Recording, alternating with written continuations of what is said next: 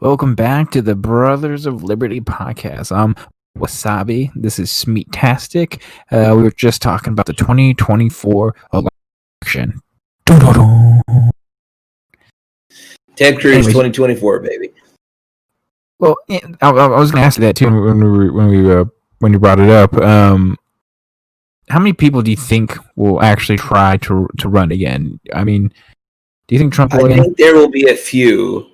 But I think it's going to be Ted Cruz. I think if Ted Cruz keeps on with what he's been doing, which has been playing the MAGA game, where he's been like, okay, I guess I'm going to be an economic populist now. It seems real popular. He will win the nomination in a landslide. He came second to Trump. And I think that when people see a Republican running for president that's not a white guy, they're going to vote for him. Mm-hmm.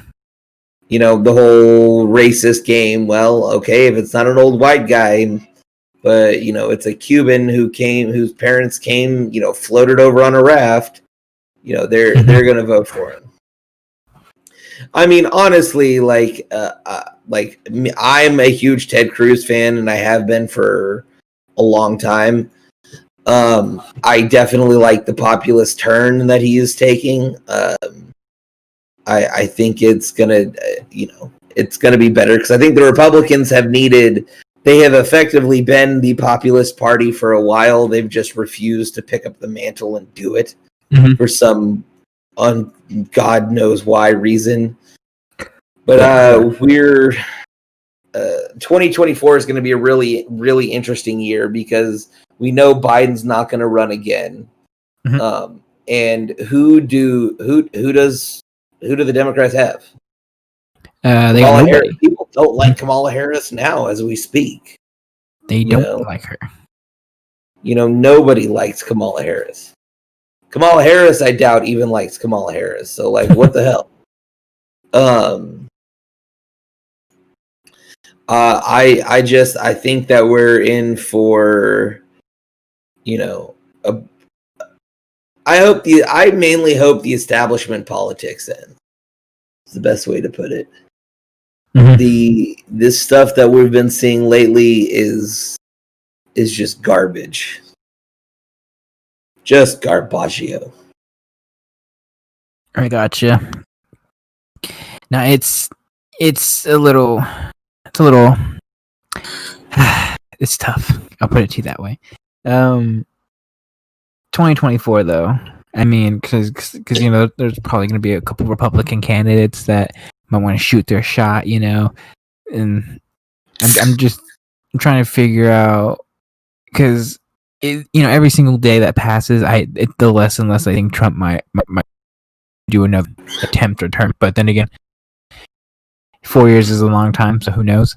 He could become younger because he's Trump, and I wouldn't be shocked, because he's probably the only president really ever that seems like he hasn't aged during his term. So, yeah, I don't think we're gonna see another Trump run. I mean, I'd vote for him, but I'm crazy. So, I think if they were really smart, they would run Ted Cruz. I think Ted Cruz has enough popular support amongst the Republican base to do it. I mean, hell, he almost beat Trump in the 2016 primaries, right? So I feel like he's the heir apparent as we sit right now. And I think it makes a lot of sense too, because that's the year when, that's re-election year for him in the Senate. So that would be a great time to move Eye Patch Boy up from the House to the Senate and trade in on his popularity. But I think I've said this on here before. I'm a huge believer in the fact that there was collaboration between the DNC, or at least Hillary Clinton's campaign, and your major media outlets to get Trump the nomination in 2016, because everything that the Democrats do is racist this, racist that, racist whatever. Well, much harder do you think it would have been for them to call Ted Cruz a racist compared to Trump?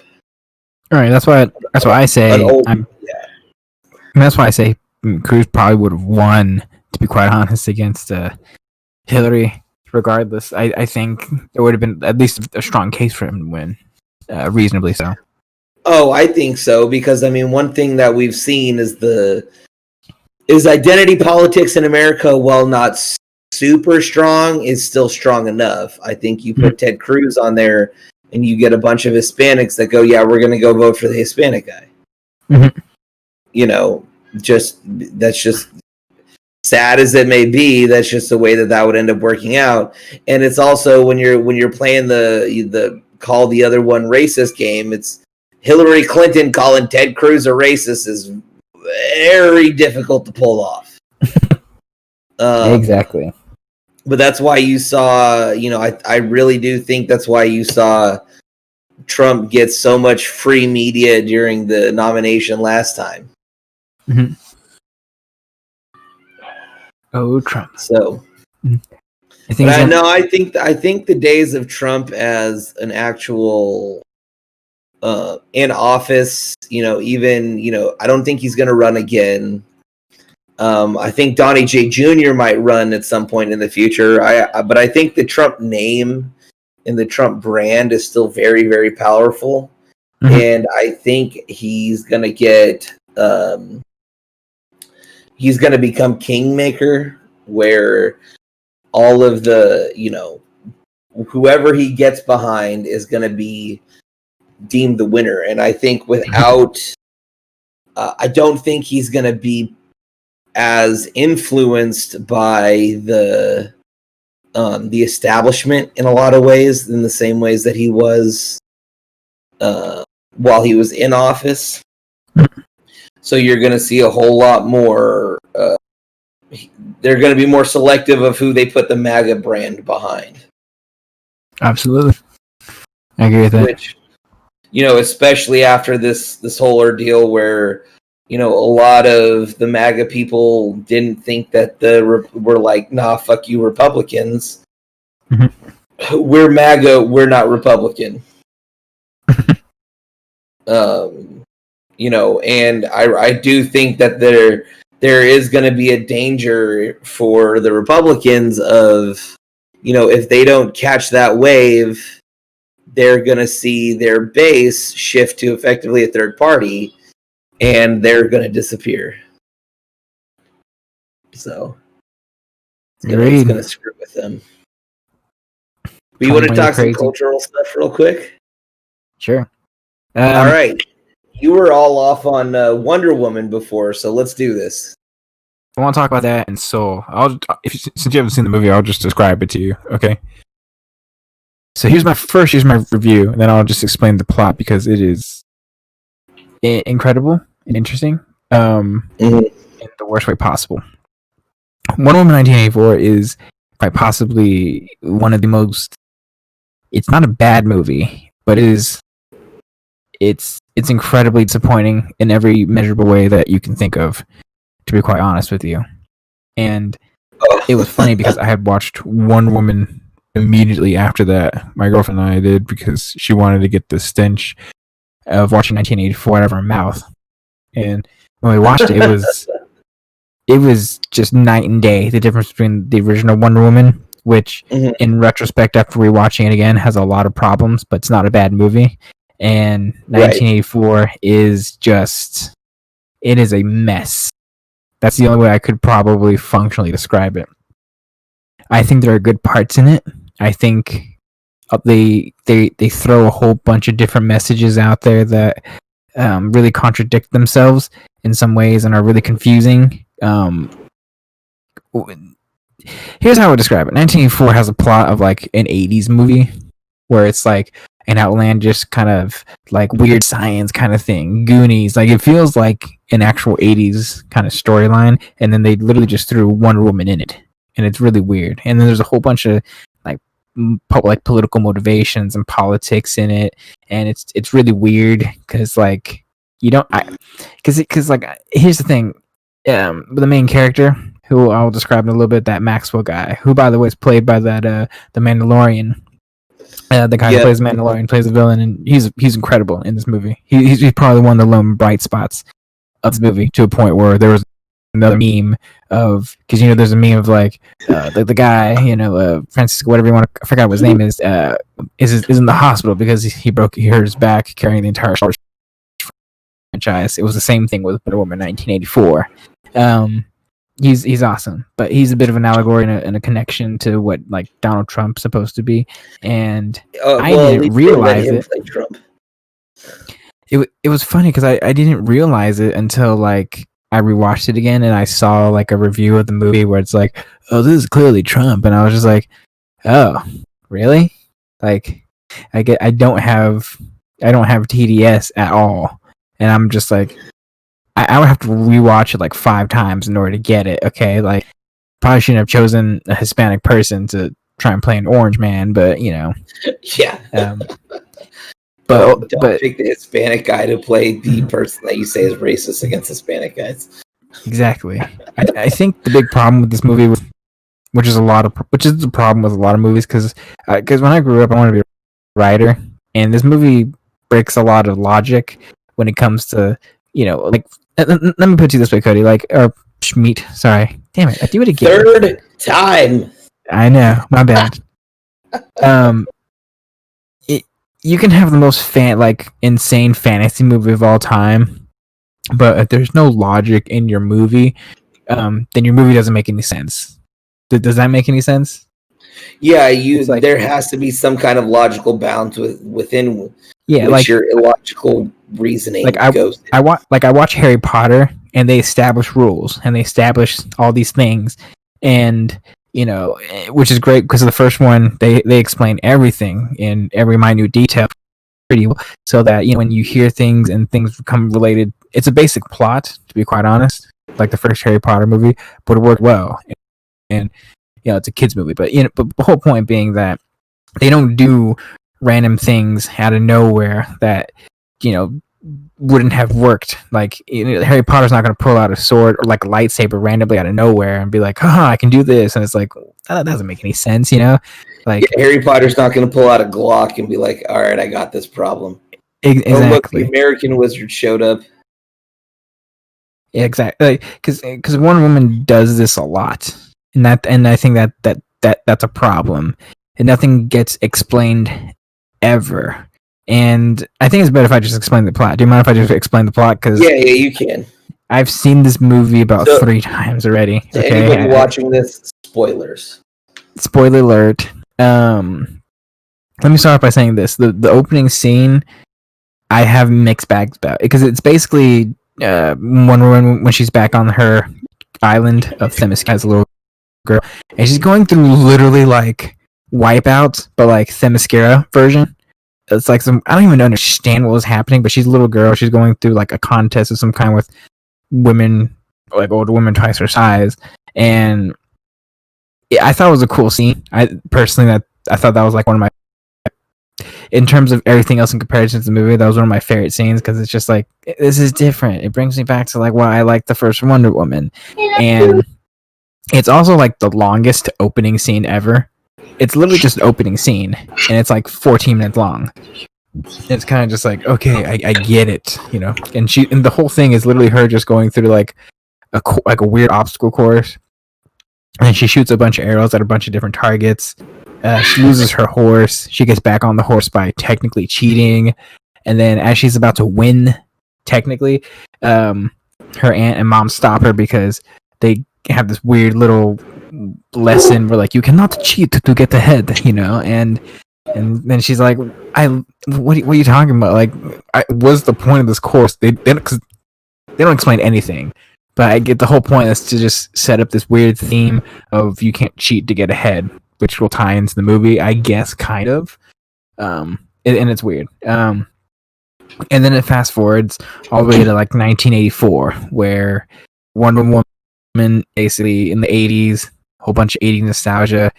And then out of no, for some reason, these guys are robbing a jewelry store in a mall.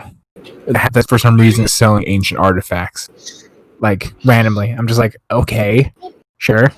And then Wonder Woman randomly just appears and just starts beating these guys up, and like I'm confused.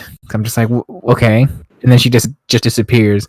And first off, it breaks like the series itself, the entire DC cinematic universe, because she said that she disappeared after the World War for like 100 years. And I'm just like, okay, well, this just breaks continuity right here. That's great. And after that, she just goes on her merry way. And then they bring her back like Kristen Wiig, who I actually like Kristen Wiig in this movie. I thought she did really well. I mean, I like SNL though. Yeah, I don't like SNL, so I probably wouldn't like her performance.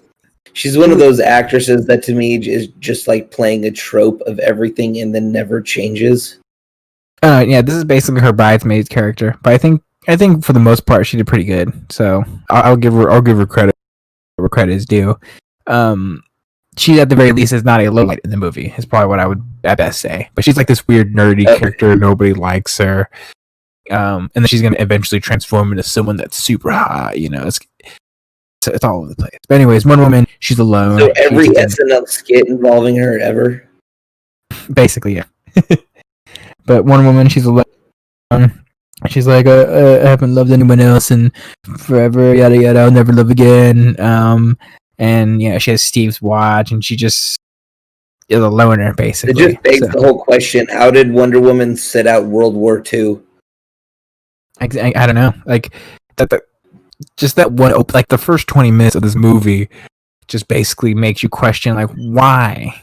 Like, why did you sit out World War II, the Vietnam War, Korea? You know, all the murdering of millions in China, the gulags in Russia. Like how did you sit? Yeah, it's insane, and it's one of those movies that just makes me ask more questions and breaks any form of logic in the very beginning. And I'll just fast forward a little bit. There's this stone in the movie that grants wishes. I kid you not. It is a stone that grants wishes. It's the backstory of the stone in the movie is that it's from the Greek god of mischief, not Loki, not that's Norse, but you know the Greek god of mischief specifically created the stone to basically that he put on Earth, where it'll grant anyone's wish, but it'll take something turn for that wish specifically. And basically Wonder Woman finds it, and she's like, "Man, I wish I could have Steve Trevor back," you know, and Steve Trevor comes back in another man's body, by the way. He just doesn't appear. He doesn't appear. And then someone pointed out, like, well, the stone can't create things, yada, yada, yada, which I'll explain later, it totally can. Like, they just decided we're just going to take this man's soul out of his body for about, I would say over the timeline of this movie, about 2 weeks. And then, yeah, Steve Trevor's in another man's body with another man's penis. And then they bang, basically. The Kristen Wiig's character, she gets a hold of the stone and she wishes like Wonder Woman, so suddenly she becomes super hot and attractive, and she starts getting a whole bunch of powers and whatnot. And there's a whole bunch of different little scenes with her too, Kristen Wiig's character, where like she kind of almost gets assaulted and sexually assaulted and stuff, but the scene is like the most logical scene of all time, and it's supposed to be one of those women get assaulted and stuff like okay, but you made the most ridiculous scenario, and that's literally one in, I would even say like 10 million chance that would happen, and that's with like the worst kind of human being. So you're literally looking at the worst case scenario, and even then, most people have common sense to walk in a park alone. So it was just little things like that I'm just like, because even like people I saw it with it, where they were just like, what the. Well, let's take a slight deviation with some of the stuff you're saying, right? Mm-hmm. So that's something that you see very common is the "I'm not asking for it" trope. Mm-hmm. It's like, yeah, no one is saying you're asking for it, but a lot of people are just saying don't walk down a dark alley alone. Mm-hmm. And if that's how, the scene breaks out that the girl is almost assaulted, then that completely falls in with why, in my opinion, these lefty movies have just started to suck. Mm-hmm. It's because they have to fit in every BS narrative that they possibly can, whether that's, rape culture to feminism to all this other stuff. But then they do it, but then they've warped things and so insanely over the last however many years that all you have now is like blame all men for the guy that follows somebody alone in the park. Like, no, we think they're bad too. Like, but no one is saying you're asking for it, but show some fucking logic because dumb people exist. Exactly. I mean, and that kind of goes with like, I see what you're saying. Like they're trying to force fit every, they're forcing every it. lefty movie nowadays has to force fit in every single social justice warrior nonsense that they possibly can get a hold of. Otherwise, they left out insert alphabet soup group. Even my girlfriend was just like, what the, like, it was just really confusing for her. So, but yeah, alphabet soup. But anyways, let me explain the villain, because technically the villain is DeLorean himself, who's supposed to be like Trump. He's like this rich businessman who bought a whole bunch of empty oil fields, etc., thinking that there was oil in them, but his investment broke. And he actually is the one that is trying to get the stone. So when it was stolen from the back that weird jewelry shop, he ends up basically befriending Kristen Wiig and Wonder Woman. He's like, haha, I'm the rich businessman who likes to put my name on everything, yada yada. And in retrospect, I'm thinking about it, I was like, okay, that makes a lot of sense. Like, okay, I can see how that's related to Trump. I get that. But then there's a whole bunch of different people calling him a con man, a loser, and I'm just like, yeah, okay, sure. He's a kid. His kid's like super like kind of dumb, a little naive, and I don't know, a little weird stuff. But anyways, he gets his hand on the stone, and he actually wishes to become the embodiment of the stone, and then the stone disappears, which is even more confusing. So basically, he literally just becomes the stone and just can grant people's wishes. He can't grant any himself, but he can grant other people's wishes. So I thought that was interesting, because then he goes to like various different people, and he's just like, "Hey, don't you wish you gave me your company, yada yada, And people are kind of like, "Well, sure, I wish, but I can't, And he's like, "I'll take your company," and then little things like that. That is ridiculous. It is ridiculous, and it gets crazier too. And he just like starts getting a whole bunch of different things. And when I said before that someone was like, the stone can't, make things physically appear. At one point, he literally goes to Egypt, I believe, or somewhere in the Middle East, and he goes to some Saudi prince, and he's just like, "Hey, you give me all your oil fields, yada yada, and I'll do this." And the Saudi prince is like, "Well, no." And he's like, "Okay, what's the one thing you wish that you could have?" And he's like, "Okay, I want a wall between my people so I could separate these people." And he's like, "Granted." And literally a big ass wall just appears out of nowhere that spreads like thousands of fucking miles. The correlation there is insane. Yeah, and it's just, and I'm just like, what? And by the way, Wonder Woman finds out about all this stuff, and then she literally goes to where he is and tries to take back the stone, but then he's like, "I am the stone," and then you come to find that with Steve Trevor back, with Chris Pine's character back, the thing that she loses because the stone takes away something from you is her powers. She's losing her strength, which is really weird because it's like it's really inconsistent. Because like one scene she gets shot by a bullet, and the next scene she just punches a tank 50 feet away still, and it's just like, okay. So sure. Which one is it? Yeah, and it's all over the place. Little things like that. Ultimately, though, I'm gonna fast forward because this movie's 2.5 hours long. By the way, I just want to point that out, and it's like 3 fight scenes. This is, I think you should watch it just to be like, this is gonna be a terrible movie, and I'm just gonna enjoy the terribleness of it. But basically, he just starts granting all the wishes on planet Earth, and like, doesn't even. In like ridiculous things, like he at one point goes to like the president's house, which I think an actor is supposed to be like a stand-in for kind of like a Reagan person, but it's not really Reagan, so it's kind of like, it's weird. And he's able to access, I guess you could say, it's implausible science fiction device to communicate with people, everybody on Earth. And then he's just like, oh, I'll grant your wish, just tell me what you want, and it's all granted. And then everyone just starts losing their minds, like they're granting a whole bunch of different things, like literally fucking where the initial setting is in Washington D.C.